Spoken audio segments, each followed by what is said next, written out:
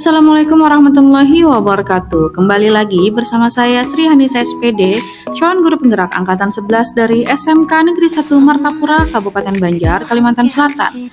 Kali ini saya mau memaparkan tentang jurnal refleksi modul 2.1 tentang pembelajaran berdiferensiasi. Adapun model refleksi yang saya gunakan saat ini adalah 1. Connection, 2. Challenge, 3. Konsep, dan 4. Change. Kita akan bahas satu persatu. Connection. Salah satu peran dari guru penggerak adalah menjadi pemimpin dalam pembelajaran. Pemimpin pembelajaran berarti seorang guru menjadi seorang pemimpin yang menitik beratkan pada komponen yang terkait erat dengan pembelajaran seperti kurikulum, proses belajar mengajar, asesmen, pengembangan guru, serta komunitas sekolah, dan lain-lain. Guru penggerak diharapkan mampu berperan sebagai pemimpin yang berorientasi pada murid dengan memperhatikan segenap aspek pembelajaran yang mendukung tumbuh kembangnya murid. Nah, hal ini bisa terwujud dengan melakukan pembelajaran berdiferensiasi. Mengapa? Pembelajaran berdiferensiasi menurut Tomlinson tahun 2001 adalah upaya untuk menyesuaikan proses pembelajaran di kelas untuk memenuhi kebutuhan belajar masing-masing murid. Dengan menerapkan pembelajaran berdiferensiasi, guru bisa mengenali kebutuhan para murid yang berbeda-beda, kemudian merancang metode ajar yang paling efektif bagi mereka. Adanya pembelajaran berdiferensiasi juga membantu guru mengatasi kesenjangan belajar serta memberikan dukungan yang tepat kepada setiap murid. Murid pun dapat lebih termotivasi untuk terlibat secara aktif dalam kegiatan pembelajaran, sehingga pembelajaran bisa berorientasi pada murid. Peran dari guru penggerak lainnya adalah mewujudkan kepemimpinan murid. Guru harus memberikan dorongan dalam peningkatan kemandirian dan kepemimpinan murid di sekolah. Peran seorang guru penggerak berarti membantu para murid ini untuk mandiri dalam belajar, mampu memunculkan motivasi murid untuk belajar, juga mendidik karakter murid di sekolah. Nah, hal ini juga terwujud jika kita melakukan pembelajaran berdiferensiasi. Mengapa? Salah satu manfaat pembelajaran berdiferensiasi adalah untuk menciptakan pembelajaran yang menyenangkan bagi murid dengan mengadopsi beragam strategi atau metode pembelajaran yang sesuai dengan gaya belajar murid.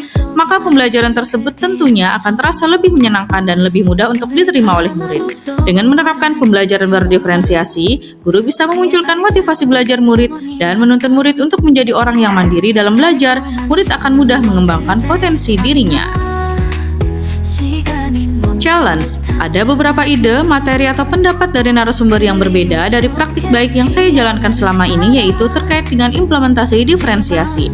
Narasumber menyatakan bahwa ada 3 strategi diferensiasi, yaitu diferensiasi konten, diferensiasi proses, dan diferensiasi produk. Selama ini saya hanya menerapkan diferensiasi konten saja. Saya memberikan beberapa konten terhadap murid sesuai dengan gaya belajar mereka, namun dalam proses pelaksanaan dan produk yang dihasilkan murid masih bersifat sama dan belum sesuai dengan diferensiasi proses dan diferensiasi produk yang seharusnya. Konsep.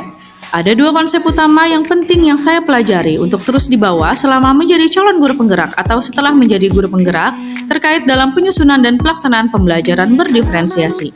Yang pertama, menentukan kebutuhan belajar murid. Ada 3 aspek kebutuhan belajar murid seperti kesiapan belajar murid, minat belajar murid, dan profil belajar murid. 2. Menentukan strategi diferensiasi. Ada 3 strategi diferensiasi seperti diferensiasi konten, diferensiasi proses, dan diferensiasi produk. Change. Perubahan dalam diri yang akan saya lakukan setelah mendapat materi ini adalah merubah kebiasaan saya dari zona nyaman menjadi zona yang lebih menantang. Hal ini saya lakukan karena saya menyadari bahwa yang saya lakukan selama ini masih belum maksimal untuk murid. Saya harus merubah kebiasaan saya agar murid bisa mendapatkan pengalaman belajar yang lebih baik lagi. Adapun hal-hal yang akan saya lakukan adalah sebagai berikut. 1. Melakukan pemetaan kebutuhan belajar murid sesuai kesiapan belajar murid, minat murid, dan profil belajar murid. 2. Melakukan strategi diferensiasi seperti diferensiasi konten, diferensiasi proses, dan diferensiasi produk dalam kegiatan pembelajaran. 3. Melakukan asesmen sesuai dengan tujuan pembelajaran dan kebutuhan belajar murid. 4. Melakukan evaluasi dan refleksi terhadap apa yang sudah saya lakukan sehingga bisa meminimalisir kekurangan pada kegiatan pembelajaran selanjutnya.